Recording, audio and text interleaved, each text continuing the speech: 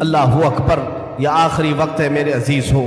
حسین ابن علی رضی اللہ تعالیٰ عنہ کے گھر میں سوائے ان کے بیٹے زین العابدین کے جو بیمار تھے، ان کی عمر 22 سال کی تھی، کمزور تھے، بخار زدہ تھے، لیٹے ہوئے خیمے میں بخار سے ان کا جسم تپ رہا تھا، وہ سارا منظر وہ اپنی بیماری میں دیکھ رہے تھے۔ اب کوئی باقی نہیں تھا، بچے کو تک نہیں چھوڑا تو کون باقی رہے گا؟ امام حسین ابن علی رضی اللہ تعالیٰ عنہ نے دیکھا، قرآن کو جلدی سے کھولا، تلاوت کرنے لگے۔ اچانک خیمے کے دروازے پر دیکھا، آہٹ محسوس ہوئی تو اٹھا کر کے چہرہ دیکھا تو امام زین العابدین جبہ پہن کر کھڑے ہیں۔ کہا بابا اجازت دے دے۔ مولا حسین تڑپ کر اٹھے، کہا زین العابدین میرے گھر میں اب بچا کون؟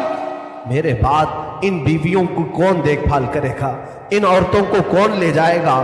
اور میری نسل تم سے ہی تو چلنی ہے۔ امام سجاد زین العابدین کو مولا حسین نے روک دیا، بستر پر لٹا دیا اور کہا کہ اب میرا وقت ہے، میرا مقام ہے۔ اسی اسنا میں عورتوں کو کچھ نہیں کہا۔ فضہ کنیز تھی فاطمہ زہرا کی، بلایا، اے فضہ جاؤ، اندر بیبیوں کے پاس ایک صندوق ہے، اس صندوق میں ایک جبہ رکھا ہے، وہ جبہ اٹھا لاؤ، لیکن خبردار زینب کو مت بتانا، زینب سے مت کہنا۔ وہ فضہ گئی، جلدی سے وہ صندوقچہ کھولنے لگی اور جبہ اٹھایا تو بی بی زینب دیکھ لی۔ کہا کیا کر رہی ہو؟ کہا یہ جبہ لے جانے کے لیے مولا نے حکم دیا ہے۔ وہ دوڑتی ہوئی آئی، لا میں یہ جبہ لے کر کے جاتی ہوں۔ وہ خود اپنے ہاتھوں سے لے آئی مولا حسین کے خیمے میں، اور وہ جبہ لا کر کے دیتی ہیں اور پہناتی ہیں۔ امام حسین نے کہا زینب تجھے معلوم ہے اماں کہتی تھیں، فاطمہ الزہرا نے کہا تھا حسین یہ جبہ سنبھال کر رکھنا، یہ تیرے بابا حیدر کرار کا ہے جو رسول اللہ نے انہیں دیا تھا، اور مجھے وصیت کی تھی فاطمہ تیرا بیٹا جب بھی مصیبت میں آئے تو یہ جبہ اسے پہنا دینا۔ زینب کہتی ہیں سچ کہہ رہے ہو بھیا، مجھے بھی ماں نے کہا تھا کہ زینب حسین کبھی اگر مصیبت میں آ جائے، اگر وہ جبہ بھول جائے تو اپنی ہاتھ سے پہنانا۔ دونوں نے ایک دوسرے کو سمجھایا، ماں کی وصیت پر عمل کیا۔ وہ کیسا منظر تھا جب حسین دولہا کی شکل اختیار کر گئے تھے، رسول اللہ صلی اللہ علیہ وسلم کا امامہ پہنا ہوا ہے اور جبہ مبارکہ حیدر کرار کا جو رسول کا عطا کیا ہوا ہے، جعفر طیار کا پٹا باندھا، اور امیر حمزہ رضی اللہ تعالیٰ عنہ کی تبرکات آپ کے ساتھ تھے، تلوار حیدر کرار کی ذوالفقار آپ کے ہاتھ میں تھی۔ یہ سارا منظر پورے خیمے کو رلا گیا، جیسے کوئی جوان شہزادہ دولہا بارات میں جاتا ہے خیمہ حسین سے۔ یہ پوری تیاریوں کے ساتھ حسین ابن علی نکل رہے تھے۔ مجھے وہ منظر یاد کر کے بڑا دکھ ہوتا ہے۔ آج ہم اپنے حجرے سے کبھی نکلتے ہیں تو پھر یاد آتی ہے حسین تو خیمہ گاہ سے نکلے تھے قتل گاہ کی طرف، آج تو ہم امن کے لیے باہر نکلتے ہیں تو سج سنور کر کے نکلتے ہیں، وہ بارگاہ مولا میں نکل رہے تھے۔ اسی اسنا میں حسین ابن علی رضی اللہ تعالیٰ کرم اللہ وجہہ الکریم باہر جانے کی تیاری میں ہے۔ بیویوں کی ایک آہ نکلی، بی بی زینب نے کہا اور بی بی سکینہ نے کہا، سارے گھر کی عورتوں نے کہا بابا بھیا آپ کس کے حوالے ہمیں چھوڑ جا رہے ہیں؟ حسین ابن علی نے پیچھے عورتوں کی طرف دیکھا، کہا میں تمہیں اللہ اور اس کے رسول کے حوالے کر جا رہا ہوں، سب خاموش ہو جاؤ، میرے بعد کوئی نوحہ نہیں کرنا، میرے بعد کوئی ماتم نہیں کرنا۔ اس کے بعد صبر کی تلقین کی، اور پھر آخری وصیت یہ تھی خاندان نبوت کی بچیاں کبھی بے آبرو نہیں ہوتی، بے حجاب نہیں ہوتی، کسی کا پردہ ہٹنے نہ پائے، کسی کا حجاب سرکنے نہ پائے۔ ساری بیویوں نے سلام کیا۔ مولا حسین نکل کر اپنے گھوڑے ذوالجناح پر آئے۔ یہ بڑا عزیز گھوڑا تھا، حسین ابن علی کا بڑا وفادار گھوڑا ہے۔ ذوالجناح کو بھی ہم سلام پیش کرتے ہیں کہ حسین کی سواری پوری زندگی بھر وہ لے کر گھومتا رہا۔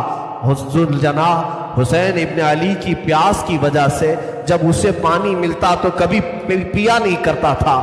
یہ روایات بتاتی ہیں حسین ابن علی کے بعد اس گھوڑے نے کبھی پانی نہیں پیا، زندہ تو رہا لیکن کبھی پانی کو منہ تک نہیں لگاتا تھا۔ وہ ذوالجناح سوار جس کو تیار کر کے خیمے کے باہر کھڑا کیا گیا ہے، مولا حسین جیسی گھوڑے پر بیٹھے، بیویوں کی ایک الوداعی آواز آئی، الوداعی آواز آئی، کہ حسین جاؤ خدا تمہارا بھلا کرے، اللہ تمہارا محافظ ہے۔ گھوڑے کو ایڑ لگائی مگر گھوڑا آگے نہیں بڑھتا تھا، گھوڑا آگے نہیں جاتا تھا۔ ذوالجناح کو مولا حسین نے کہا اے ذوالجناح تو نے کبھی میری نافرمانی نہیں کی، آج تک تو نے میری کبھی حکم عدولی نہیں کی۔ تو گھوڑے کو پھر ایڑ لگائی اور اس کے کان پکڑ کر کے کھینچا۔ وقت بہت کم ہے حسین کے پاس، چل آگے بڑھ، چل آگے بڑھ، آج تو اپنے جوہر دکھا۔ مولا حسین پکارتے رہے، گھوڑا آگے نہیں بڑھتا رہا اور گھوڑا جھک کر کے اشارے سے پیروں کی طرف دکھا رہا تھا۔ حسین ابن علی اتر کر کے دیکھتے ہیں بی بی سکینہ سامنے دونوں گھوڑے کے پیر پکڑ کر بیٹھی اور ذوالجناح سے کہتی ہے اے ذوالجناح کیا تو بابا کو آخری بار لے جا رہا ہے؟ کیا اب تو آخری بار لے جا رہا ہے؟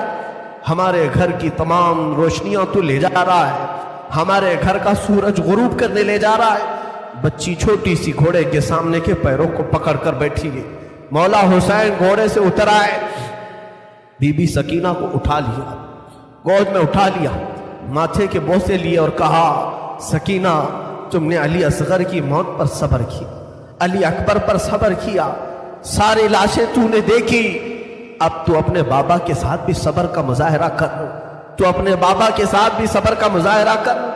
بی بی سکینہ کو اسی طرح لوٹا دیا گیا، وہ خیمے میں جا کر حسرت بھری نگاہوں سے دیکھتی رہ گئی، چوکھٹ پر کھڑی رہ گئی۔ مولا حسین نے گھوڑے کو ایڑ لگائی، گھوڑا چھڑانگ لگاتا ہوا میدان کربلا میں اتر پڑا اور جیسے ہی یزیدیوں کو للکارا پھر ایک آخری خطبہ حسین ابن علی نے دیا۔ مولا حسین نے آخری خطبہ دیا، وہ خطبہ یہ تھا، حمد و صلات کے بعد آپ نے پکار کر کہا اے یزید کی طرف سے آنے والے لشکریوں، کیا تم میری حیثیت کو نہیں جانتے؟ اگر تمہیں معلوم نہیں تو اب بھی بہت سارے صحابہ ہیں جنہوں نے رسول کی زبان سے میری تعریف میں، میری فضیلت میں جو حدیثیں سنی ہیں بیان کریں گے، جاؤ تم ان سے سن لو۔ صحابہ اب بھی باحیات ہیں، کیا میں فاطمہ کا بیٹا نہیں ہوں؟ کیا میں حیدر کرار علی مرتضیٰ کا شہزادہ نہیں ہوں؟ کیا رسول اللہ نے میرے لیے یہ نہیں فرمایا کہ حسن و حسین جنتی جوانوں کے سردار؟ کیا تمہیں معلوم نہیں میرے آقا میرے لبوں کے بوسے لیا کرتے تھے، میری گردن کو سونگھا کرتے تھے؟ کیا میرا خون تمہارے لیے حلال ہے؟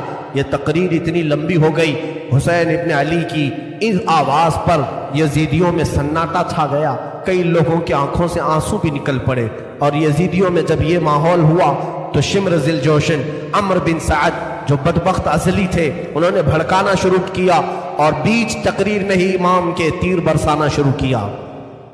حسین ابن علی رضی اللہ تعالیٰ عنہ کے درمیان تقریر آپ کے لبوں کی طرف تیر برسانا شروع کیا، کہا کہ بند کرو اب اپنا بیان، تقریر بند کرو، مقابلے کے لیے تیار ہو جاؤ۔ امام حسین نے دیکھا کہ یہ اب کسی طرح باز آنا نہیں چاہتے، میرا خون پی کر کے ہی انہیں سکون ملے گا، تو آپ نے پھر اپنی تلوار لہرائی، جو سامنے آتا تھا اسے کاٹتے چلے گئے، جو جس طرح سے آتا تھا اسے قتل کرتے گئے۔ حسین ابن علی اتنی مرتبہ خیمے کی طرف آتے تھے اور اپنی بیویوں کو دیکھتے اور پھر چلے جاتے تھے۔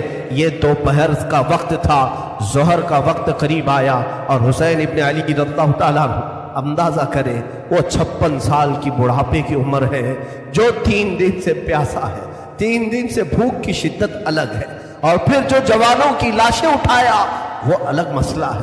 میاں 2-4 اینٹیں اٹھاؤ تو تمہارے کندھے دکھنے لگ جائیں گے، 2-4 پتھر اٹھاؤ تو تمہارے ہاتھ میں ورم آ جائیں گے۔ ہم نے دیکھا اور تنہا حسین رضی اللہ تعالیٰ عنہ نے 1-2 نہیں تقریباً 40 لاشیں اٹھائی دن بھر میں، 40 سے زیادہ لاشیں اٹھائی، بچوں کی الگ، جوانوں کی الگ، بوڑھوں کی الگ۔ ان لاشوں کو اٹھا کر کے وہ بوڑھا جسم کیا کمزور نہیں ہوا ہوگا؟ پیاس الگ ہے، بھوک الگ ہے، بیویوں کا رونا الگ ہے، انہیں بے بسی پر چھوڑ کر آنا یہ غم الگ ہے۔ ہم تو بے حال ہو جائیں گے، ہم تو غموں سے مر جائیں گے۔ اسی لیے صبر حسین پر میں سمجھتا ہوں دنیا کے کوئی شخص پہنچ نہیں سکتا، اس استقامت پر کوئی نہیں پہنچ سکتا۔ حسین ابن علی دوپہر کے وقت مولا حسین کربلا کے میدان میں گر گئے، تنہا علی کا لال خاروں میں گر گیا، وہ فاطمہ کا لاڈلا ہزاروں میں گر گیا۔ اب حسین ابن علی کے متعلق جو میں نے شروع میں کہا تھا، فاطمہ کے لاڈلے کا آخری دیدار ہے، فاطمہ کے لاڈلے کا आखिरी दीदार है, हश्र का हंगामा बरपा है, मियाने अहले बैत दरमियाने अहले बैत। रसूलुल्लाह के शहजादे ने फिर ललकारा, लोगों को ललकारते रहे और कत्ल का ये बाजार गर्म था। अम्र बिन साद ने कहा, हुसैन ने तन्हा 50 लोगों को मार दिया, तुम तन्हा हुसैन को क्यों नहीं मार पाते? तन्हा हुसैन को क्यों नहीं मार पाते? हुसैन इब्न अली रदी अल्लाह ताला अन्हु के मुतालिक एक रिवायत में ये भी बता दूं मेरे अजीजों, उस हालत में भी हुसैन इब्न अली ने सखावत का दरिया नहीं रोका था। आपकी शान ये थी कि अब्दुल्ला नाम का एक शख्स कूफा का रहने वाला, वो उस वक्त कूफा में नहीं था जब ये मारके सर हुए थे। वो 6 महीने कहीं तिजारत पर गया था, वापस आया तो उसने कूफा में देखा पूरा बाजार खाली है, घर खाली है। अपनी बेटियों से पूछा, क्या हो गया कूफा में? सब दुकानें बंद हैं, सब घर में ताले लगे हुए। उसकी बेटी ने कहा, सुना है हाकिम वक्त के खिलाफ किसी शख्स ने बगावत की है और उस बागी का सर कुचलने के लिए पूरे कूफा वाले गए। अब्दुल्ला कहता है, मुझे मालूम नहीं था कौन सा बागी है, किसने बगावत की। और फिर उनकी बेटियों ने कहा, अब्बा जान आप भी घर में ना बैठे, इसलिए कि हाकिम कूफा इब्ने जियाद ने ऐलान किया है, अगर कूफा में किसी घर में कोई जवान बाकी रहा और करबला नहीं गया तो हम उसको तलवार से छलनी कर देंगे, कत्ल कर देंगे। तो अब्दुल्ला कहता है, मुझे डर था, मेरी जान का भी खौफ था कि अगर यहाँ रहते हुए पकड़ा गया तो मारा जाऊंगा। कहा ठीक है, मैं भी जाता हूँ उस बागी के खिलाफ, उस बागी को मैं भी मुकाबला करके कत्ल कर सकता हूँ, देखूंगा। अपना घोड़ा लिया, तलवारें ली और निकलने लगा। बेटी ने कहा, बाबा जान बहुत सारा लश्कर गया है उस बागी को कत्ल करने के लिए, आप भी उस लश्कर में मिल जाएं। और सुना है जंग के बाद माले गनीमत हाथ आता है, माले गनीमत हाथ आता है, जो भी माल मिलता है वो फौजियों में बांटा जाता है। बाबा जान मुझे यमनी अकीक पत्थर बड़ा पसंद है, यमन का अकीक पत्थर बड़ा पसंद है, अगर वो माले गनीमत में मिल जाए तो लेते आ जाना। अब्दुल्ला अपनी बेटी को रुखसत करके आया। वो कहता है, दोपहर का वक्त था जब मैं करबला में पहुंचा, ये 10वीं मुहर्रम थी। मैंने देखा एक शख्स घोड़े पर बैठा है और उसके पीछे 40-50 लोग दौड़ रहे हैं, कोई इधर से आ रहा है, कोई उधर से आ रहा है। मैंने लोगों में से, कूफियों में से एक से पूछा कि एक ही आदमी है? तुमने कहा था बागियों की जमात है, एक ही आदमी है और 50-50 लोग उसके पीछे दौड़ रहे हैं। लोगों ने कहा, हाँ वो तन्हा 50 पर भारी है, किसी के हाथ नहीं आ रहा, अकेला तो उसके सामने कोई जा ही नहीं सकता है। अब्दुल्ला ने कहा, मैंने ये सुनकर के अपना घोड़ा भी दौड़ा दिया कि चलो उस बागी को मैं भी देखता हूं, अगर मेरी तलवार से वो कत्ल हो गया, अगर गिर गया तो इनाम और इकराम मुझे भी मिल जाएगा। घोड़ा दौड़ाते हुए वो आया हुसैन इब्ने अली को तन्हा, कि यजीदी कुत्ते कभी इधर से दौड़ा रहे थे, कभी उधर से दौड़ा रहे थे। तन्हा फातिमा का लाल तलवार लहराता हुआ और लोगों से मुकाबला करता हुआ मैदान करबला में सरगर्म है। अब्दुल्ला कहता है, मैं पीछे घोड़े को दौड़ाता हुआ आया, मैं हुसैन इब्ने अली के घोड़े से सिर्फ 2 हाथ के फासले पर रह गया था। हुसैन इब्ने अली पीछे मुड़ते हैं और कहते, अब्दुल्ला और करीब आ जा, अब्दुल्ला और करीब आ जा। मैं डर गया, ये कौन बागी है जो मेरा नाम भी जान रहा है, मेरा नाम जानता है। अब्दुल्ला कहता है, मुझे थोड़ी सी जिस्म में कपकपाहट हो गई, खौफ सा हो गया कि ये मुझे जानता कैसे है, कहीं मेरे पहचान वाला तो नहीं। मैं और आगे बढ़ गया, जैसे ही मेरा घोड़ा उसके घोड़े के करीब लगाया, हुसैन इब्ने अली ने अपनी उंगली से अंगूठी निकाल करके कहा, जा तेरी बेटी ने यमनी अकीक जो मांगा था उसे दे देना, इसमें नग जो लगा है वो यमनी अकीक का है, यमनी अकीक का नग लगा है। क्या तू अपने घर से निकल रहा था, तेरी बेटी ने अकीक नहीं मांगा था? अब्दुल्ला कहता है, उसी दिन मुझे एहसास हुआ नबी क्या है, नबी के शहजादे क्या है, नबी का इल्म कहाँ होगा। मेरे अजीजों, हुसैन इब्ने अली ने उस दिन भी सखावत के दरिया को रोका नहीं। अपनी अंगूठी निकालकर जैसे ही अब्दुल्ला को दिया, उन्होंने अंगूठी जैसे लिया और सलाम किया, कहा, मौला हुसैन अब अंगूठी लेकर जाने में क्या मजा है, मैं तो अपनी जान तुम्हारे कदमों पर निछावर करके जाऊंगा। یزیدیوں سے لڑتے لڑتے وہ حضرت عبداللہ بھی وہیں کربلا میں شہید ہو گئے، ان کے ہاتھ میں انگوٹھی ویسی کی ویسی رہ گئی۔ مولا حسین اس وقت بھی نوازنا نہیں چھوڑتے ہیں، عطا کرنا نہیں چھوڑتے ہیں، اسی لیے یہ سخاوت کا گھرانہ ہے، یہ سخی لوگوں کا گھرانہ ہے۔ اس گھرانے میں ان کی پرورش ہوئی ہے جہاں 5 دن بھوکے رہنے کے بعد بھی اگر کوئی فقیر آتا تو اسے یہ نواز دیا کرتے تھے، گھر کی ساری غذائیں دے دیا کرتے تھے۔ مولا حسین رضی اللہ تعالیٰ ان یزیدیوں کے جتھے میں ایسے گھر گئے تھے، دوپہر کا وقت آیا، اچانک آپ کو احساس ہوا جمعہ کا دن ہے، آج پوری دنیا میں میرے نانا کا خطبہ پڑھ رہے ہوں گے لوگ اور جمعہ کی امامتیں ہو رہی ہوں گی، حسین یہاں پر تنہا ہے، جمعہ کی نماز بھی نہیں ہو رہی ہے، مسافر پر جمعہ نہیں ہے، لیکن جمعہ کے وقت کا احترام تو کرنا ہی چاہیے تھا۔ آپ نے ان سے کہا، اے لوگوں، ہاں میں جانتا ہوں مسافر پر جمعہ نہیں، کیا اس وقت کا احترام بھی نہیں کرو گے؟ جنگ بندی نہیں کر سکتے، جنگ تھوڑی دیر کے لیے روک نہیں سکتے کہ اس وقت کا احترام باقی رہے؟ اسی اثنا میں آپ نے کہا 2 رکعت نماز پڑھنے کی اجازت مل جائے۔ اللہ اللہ، حسین تمہارے سجدوں کو سلام۔ دنیا آج بھی قتل ہونے والے سے آخری خواہش پوچھتی ہے تو آخری خواہش لوگ یہ بتاتے ہیں، گھر والوں سے مل لوں گا، فلاں وصیت کر دوں گا، یہ جائیداد کے پیپر دیکھ لوں گا۔ ہماری وصیتیں، ہماری خواہشات دنیاوی ہوتی ہیں۔ مولا حسین نے آخر وقت میں اگر کوئی تمنا کی تھی 2 رکعت نماز پڑھنے کی، 2 رکعت نماز پڑھنے کی۔ یزیدیوں نے کہا کہ آپ نماز پڑھ لیں۔ گھوڑے سے ذوالجناح سے نیچے اترے تھے، مولا حسین رکعت نماز کی باندھ لی اور بالکل اطمینان و سکون کے ساتھ نماز پڑھتے رہے، کسی کا خیال نہیں کیا۔ وہ تلواروں کی جھنکار میں بھی خوف نہیں تھا، کوئی ڈر نہیں تھا۔ رکوع اطمینان سے ہو رہا ہے، سجدہ اطمینان سے ہو رہا ہے۔ پہلی رکعت بھی مکمل، دوسری رکعت میں گئے، عمرو بن سعد اور شمر ذی الجوشن نے پکار کر کے کہا، اے ظالموں، اب کیا دیکھتے ہو؟ یہ اچھا موقع ہے، اس حسین کا خاتمہ کر دو، یہیں پر اس کا کام تمام کر دو۔ خولی بن یزید نام کا ظالم بدبخت ازلی قریب آیا اور سر امام حسین پر چڑھ گیا۔ اللہ اللہ، لوگوں نے یہ تک لکھا ہے آپ کے زانو مبارک پر جب سجدے میں آدمی گھٹنے لگاتا ہے تو ایک شخص نے ان کی ران پر پیر رکھا، دوسرا گھٹنا حسین ابن علی کی پیٹھ پر رکھا، گھٹنا رکھ کر کے ان کے اوپر زہر دیا۔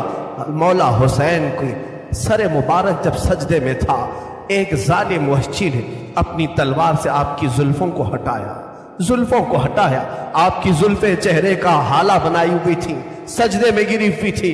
حسین ابن علی نے ان کی آہٹ پا کر کے بھی سجدے سے سر نہیں اٹھایا، سر کا امام کا سجدے ہی میں رہا۔ یقیناً امام نے سوچا ہوگا اب سر اٹھائے تو ظالموں کے لیے کیوں اٹھائے، وہ سر ہی بہتر ہے جو مولا کے حضور جھک جائے اور اسی اثنا میں مولا کے حضور پہنچ جائے۔ ایک ظالم نے آپ کی گردن پر تلوار رکھی اور زور سے کاٹ دیا۔ اس پیاسے امام کو بنا پانی کے، بنا کسی کھانے کے ذبح کر دیا گیا۔ وہ ذبح عظیم ہے۔ مولا حسین تیری شہادت پر لاکھوں سلام۔ انا للہ و انا الیہ راجعون۔ کلمہ توحید ہے تیری شہادت اے حسین، تو نہ ہوتا تو نہ رہ جاتی صداقت اے حسین۔ امام حسین علی مقام رضی اللہ تعالیٰ کربلا کے اس بے آب و گیاہ میدان میں اپنی جان جان آفریں کے سپرد کر دی۔ مولا حسین کا سر مبارک تلوار سے الگ کیا گیا، جسم مبارک، جسم نازنین کربلا کے ریگزاروں میں بکھر کر رہ گیا۔ اب اندازہ کرو، جو امام حسین ہر ایک کا لاش اٹھا کر لاتے تھے، حسین ابن علی کے لاشے کو اٹھانے والا اب کوئی باقی نہیں تھا، کوئی خیمے کی طرف سے اب آتا ہوا نہیں دکھائی دیتا تھا۔ جنہوں نے دوسروں کے شہزادوں کو بھی اٹھایا مگر خود اس طرح سے سو گئے کہ کسی پر بوجھ نہیں بنے، کسی پر اپنا وزن نہیں ڈالا۔ بیویاں اب خیمے میں تھی، یزیدیوں کے لشکر سے ایک پکار آئی، فتح مبین، فتح مبین۔ لوگ اپنی فتح کے جشن منانا شروع کر دیے کہ حسین کا خاتمہ ہو چکا ہے، اب یہاں پر ہمارے ساتھ مقابلہ کرنے والا کوئی باقی نہیں رہا، سب ایک کے بعد دیگرے ختم ہو چکے۔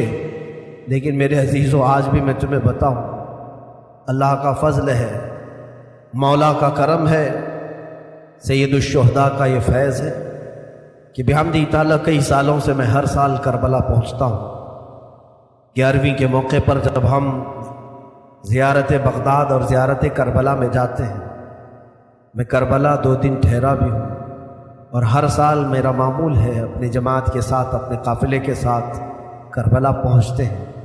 آج کربلا کا وہ کوئی میدان وہاں نہیں، بڑی بڑی عمارتیں کھڑی ہیں پورے میدان میں، اور روضہ امام حسین جو بنا ہے، اللہ اکبر، اسے حرم حسین کہا جاتا ہے۔